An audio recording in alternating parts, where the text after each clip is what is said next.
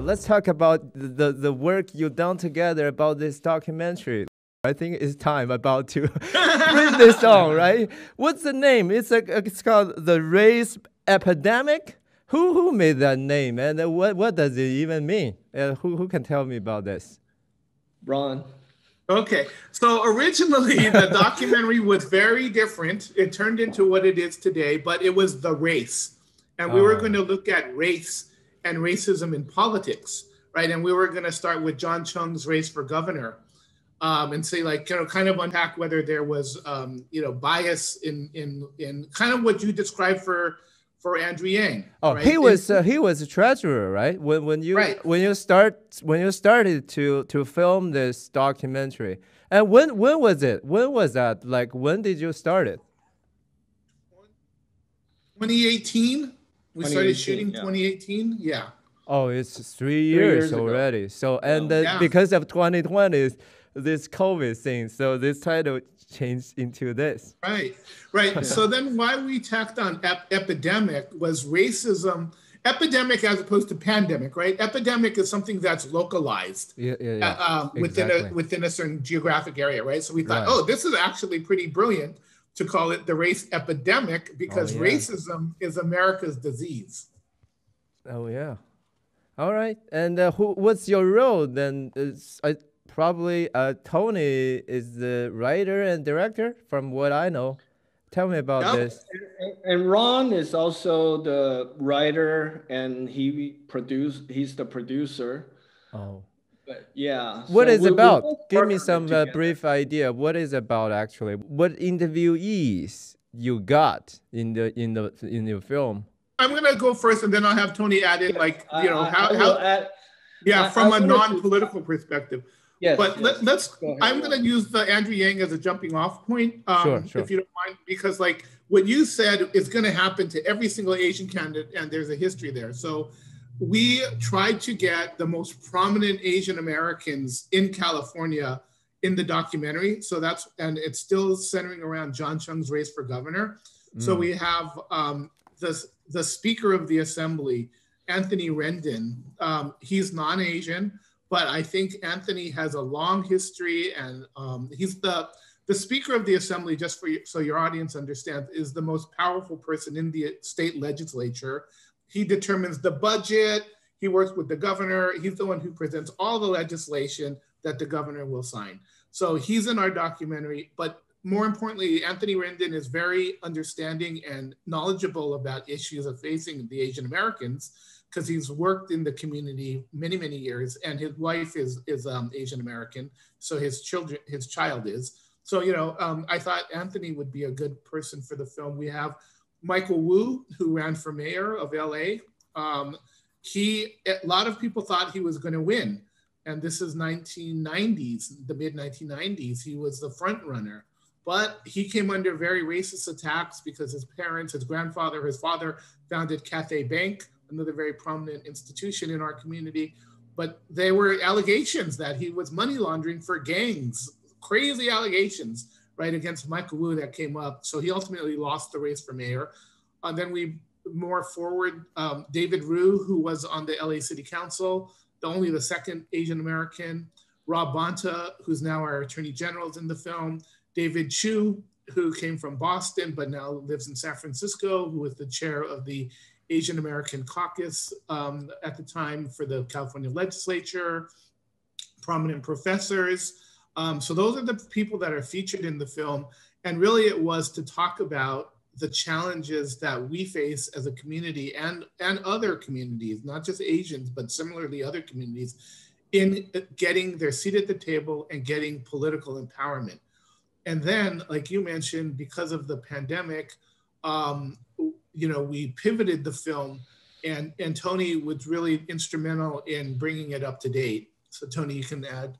I think I just want to talk about the theme of the film. Yeah, please. Yeah. Because, obviously it's for my kids to understand racism against Asians.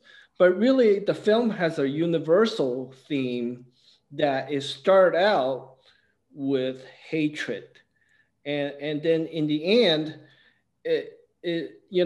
going through all these events, in the end, is really about compassion and understanding the others and inclusiveness. And I talked about earlier about that concept of, Americanism. And I feel like America is aiming toward that, ideal, and it can reinvent itself, just like, and that's why we keep going back to the history. In the 60s, you have the civil rights movement, and in the 70s, America becomes strong. You keep going. So I think the history is really important. And this film explores that and also go back to look at the history. So when we understand history, we will understand this racism that's happening currently better. And also, hopefully, what this film will do is make Asian understand more history and also get involved more. That you got to understand, to have this democracy, you got to fight for it. But it's not just sitting back and let somebody take the lead. Okay, you can be the official, make the decision for me. I just want to make money or whatever. But you got to get involved. And that's why I think Ron's work is very important, to encourage Asians to be involved with politics. Because at the end of the day, if you're involved with the community, that's going to help a lot of it, what's going on, like what Rob Anta is doing, getting the Asian representative out there. Yeah, so my understanding probably is Ron is more like on the producing side because of your connection to those people, and Tony probably more leaning on the artistic side of creating a story arc. But I want to hear from you, both of you. Which character in your work stand out more to yourself? Well, I just want to say I can relate to a lot of them because, when I was younger, I faced racism when I came here in junior high, when I didn't speak English and people were calling me names I don't even know. I had to go home or ask people, what does it mean, what they call me? And then I realized, oh, they just call me these funny names. Insulting, and they laughed at me, and I have no idea because I didn't understand. But when I was interviewing, all the politicians that would tell me that when they were young, they faced the same kind of racism, like, people telling them to go back to where they come from. All these, we all experience. So in a way, I can relate to all the characters. So name one, do you have a specific, either his line, his story, his encounter, because you made it, right? So there must be something sticking to your head. There's so many. I can't really, but I do. I can relate when David Chiu. Yeah, he's a San Francisco politician, right? He's a Chiu Taifu, right? He's his Chinese name. He said when he was young, he's been called all these racist names, about Asian, whether you're, and when he said that, I can totally feel it. And also in the end, he did said, although we have faced all these racism, I am still very positive about the next generation, about my kids growing up in America. And I have kids, so I can totally relate to him that I am positive that our kids, the next generation, will be educated enough about racism that they don't look at people and like, oh, where you're from, you're not from here, you're not. I'm hoping that's what our next generation will be, and they will have a better understanding about racism. Yeah, Ron, you want to weigh in? Yeah, I think each of them, to me, because Tony and I sat for long interviews with each of them, hour and a half, 2 hours, said one thing that struck me. Each of them, like John Chung, I thought, which was amazing, was that John Chung had his childhood friend Dave Jones. Both of them were California elected officials that went to high school together. And when John's, like a lot of people don't believe the kind of bullying and hatred that we faced when we were young growing up. But, you could tell that there was a lot of emotion that John had, but he said Dave Jones was there. Dave Jones saw it all. And to see both of them move up through politics, to me, that's amazing, number one. But yet, we need someone there for us to stand up for us. And so that's heartfelt. I think when Rob Bonta says, it's a fight for all of us, not just Asians. We got to bring people together. When Evan Lowe says, what do we march for? That history will repeat itself. And Tony mentioned about David, about talking about being optimistic about for his generation, the next generation. When Michael Wu talks about the shock he felt about the discrimination as a LA City Councilman. And when David Rue says, we have to do more as Asians. So all of them, I think, become one character, and it shows the commonality. I'm sure if we interviewed other Asian candidates, they'd all share similar things. But our story is at the first inning of a longer story, right? When we get an Asian American president, one day, when Rob Bonta goes on from being a transgender, his experience there, we're still at the beginning stages of our story. But, as Tony mentioned, that's why we wanted it to be very hopeful. And maybe I could shift the discussion just really briefly about the filmmaking process, because sure. It might be. Go ahead. Then I'll have Tony check. So, I approached this film, and I know Tony never really vocalized it to me so much because we're friends, from a more of a political science encyclopedia kind of way, show history, show an outcome, show all these patterns. And Tony kept telling me that that's not interesting, that we have to make it interesting. Yeah, I can totally understand his position, because I am a fellow documentary filmmaker, because those piled information just doesn't create a story. Right. So there, it wasn't that easy, right? Because I'm coming from it because that's what I do, and that's my orientation, that's my education of a political science perspective. Yeah. So I think that's maybe Tony can unpack that, but the challenges in making that, you have to have emotion, and you have to have you have to feel for these people or politicians and others, right? Yeah. At the end of the day, it is about emotion, and you can't fake emotion. So all the emotion are authentic, and for you to be able to understand that authentic emotion, you as the filmmaker really need to feel it. And for me, making this film, I really felt myself in the film, actually.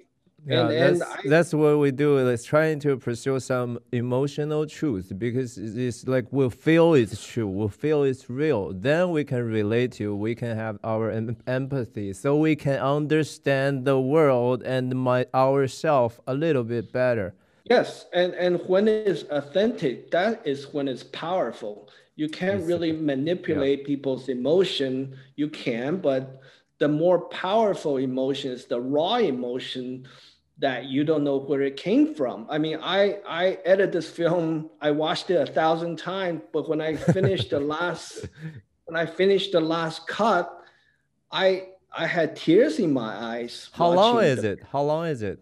Is that feature or short? It's 1 hour, and nowadays in the Netflix world, 1 hour is considered a feature film for a documentary. Yes. Yeah, I think your work is very important. I really wish your success, because I think the problem with our Asian community mainly is the visibility.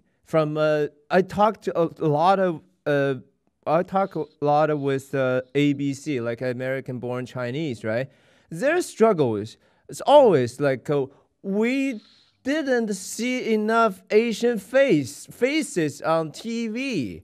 Their resentment is like, that's why they were rejected in several occasions, right? Because people just feel like we never see you in media. Where are you? So you must not belong here. I think that's why politicians they have high visibility, right? Because they talk, they make speech, and people look up to them.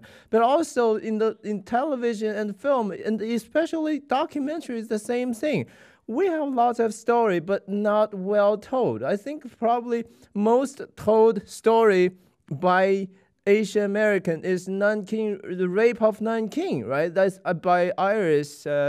What's his name, Chan, right? Why? But because sometimes I reflect why she was so successful.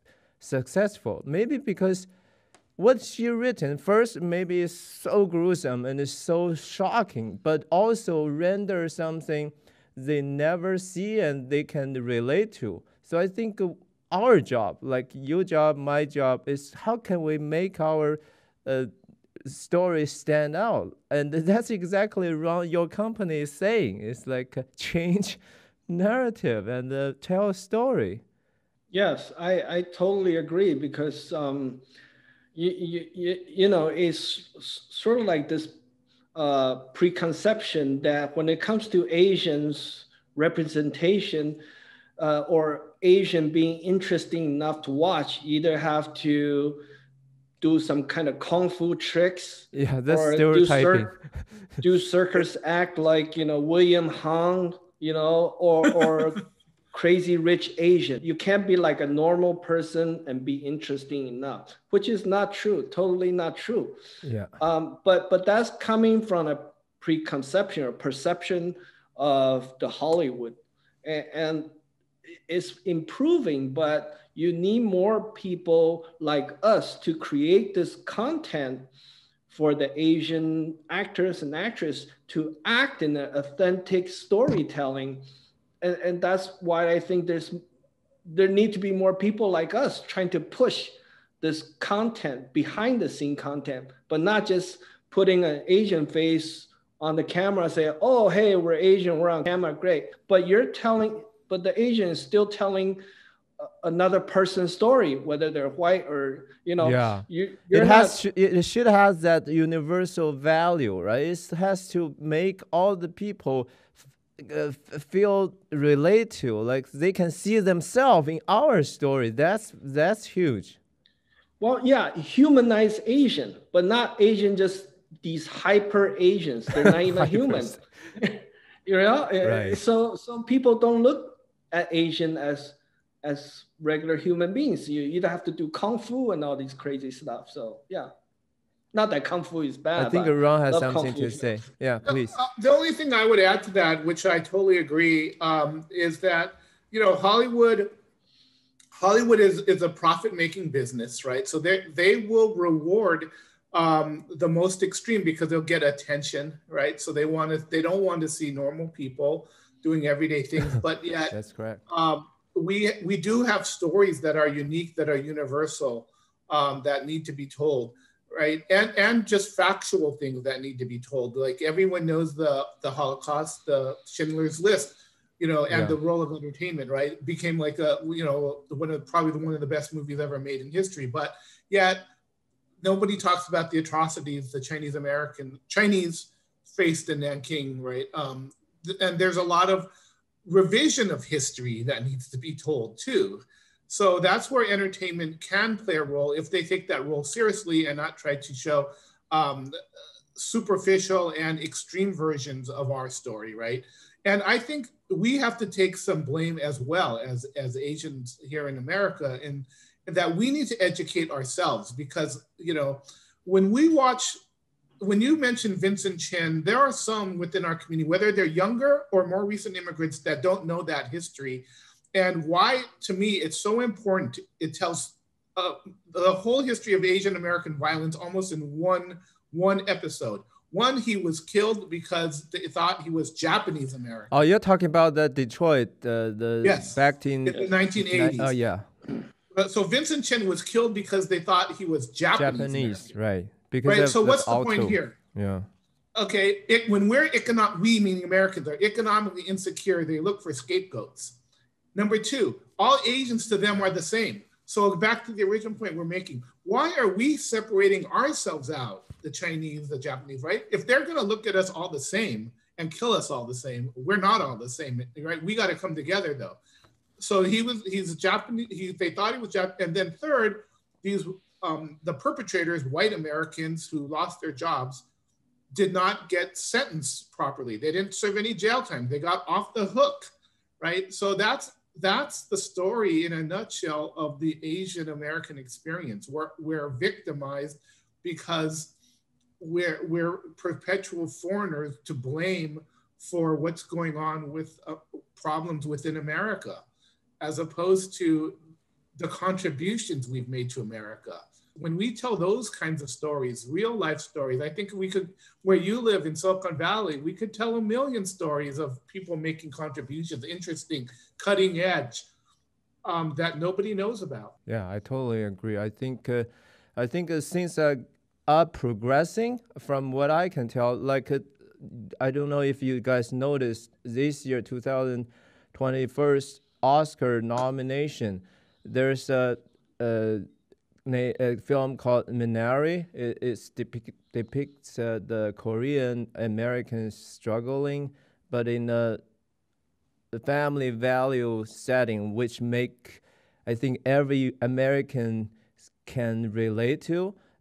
And also the Nomadland, that film was directed by Chloe Zhao. She's a Chinese American. I don't know if she's neutralized though, but there's things getting better. But I think your work is also very important on this documentary side, because we definitely know there's, like just around you said, not every real life story looks that extreme, right? So probably Hollywood won't pick those subjects up. But those subjects, like the attack on the Asian community, that's very huge. I mean, we cannot just make them entertainment, but someone should document those things and make a compelling, emotional, non-profit project, let's say. Well, I think you guys are trying to pull that off, right? Ultimately, yeah. I mean, there's so many stories that are compelling and emotional that can be told. Like you talk about Minari. I mean, that's a very emotional story also. So there could be a lot more story about that kind of story with Asian American, and with, for example, right now the Vincent Chen story Ron was talking about. CAA is developing a story like that. Oh, really? Yes. There are two, CAA and another company, both are developing that story. But unfortunately, it has to come to this for people to kind of develop that kind of story. It has to come to Asian, violence against Asian, and they say, oh, okay, we better do some story. And I hope this is not just like a temporary thing. I hope we continue to develop these kind of stories so people are aware, what's going on, and see Asian as part of the American history. Yeah, actually, I really want to advocate in this with your help, maybe in the future, huh? Because U-Channel, that's where we are. That's our organization's name. We are also a nonprofit organization. We'll be advocating some of the historic important subjects like railroad, Chinese workers, and some just immigrant stories. And it's very hard to get fund and get enough talents into this, because let's say even the railway story and the gold digger, gold rusher, there's just not good enough. I think the present ones, I think there's still many left to be told. So I'm not sure if you guys interested in the future, maybe some kind of, we can mobilize more resource to do more projects like this. Yeah, you look at movies for the Black community, they're able to do a horror film, but the horror film is actually really talking about racism. Oh, that's your expertise, by the way. Yeah, so it doesn't have to be these kind of, just kind of drama, slow, it's good to have meaning in the film, but you can use different ways to catch people's, interests. If you do a horror film, it can have a certain political meaning behind it, or a thriller film, to get people to watch it. But at the same time, you can put in a lot of different elements that would educate people about racism. Tony and I are not one and done. I think we have many more projects in us. We have a lot of stories that we would hope to tell, lend our expertise to, and hopefully there's an appetite for that. But this was our first, at least mine in terms of filmmaking, but Tony's made films over his career. But, we got a lot more. We need to control our own content. I think Tony alluded to the African American community. What would they be without Spike Lee, right? Or Oprah, right? They control their own content, tell great stories. Yeah. A Color Purple was probably one of my favorite movies ever, right? I mean, so many significant films that show a narrative, that tell a story, that are entertaining. And, we got to control our own content, our own production, and we have the means to do it. So how did you found this project? That's also bring my curiosity, because it's always very difficult to get enough fund. It's being funded through a nonprofit, that was focused on these Asian candidates. So I think that was the original impetus, right? So I think there is, among the people that I work with, that that's the audience, right? So they were able to provide the seed funding. I contributed from my own foundation and my company. But it's been a struggle, right? But like I said, you got to struggle to get it going. You got to pay sacrifice, got to pay dues. And it's right now. It's just get this story out, and much more important than just getting the story out, change the narrative in America, make sure we're not victims and make sure we're not victimized. Great talking to you guys. I hope you guys can create some kind of Chinese Spike Lee and other real influential filmmakers. And I think that's a lot, really can achieve a lot more than just the political movement and advocates, right? Media is powerful. Yeah, we hopefully can pick up soon.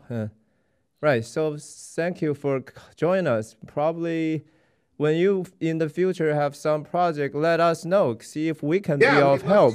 And we probably, some project needs your help, like even just connections. I mean, right? We should build up this network. I mean, so many young people, even in Asia community, they are so enthusiastic in storytelling, and we should encourage them. We should encourage our kids not just go into math, science, engineering, doctors, lawyers, which will be okay, but more in media and filmmaking, right? Yes, I agree. All right, so see you then. Okay, well, thank you for the time.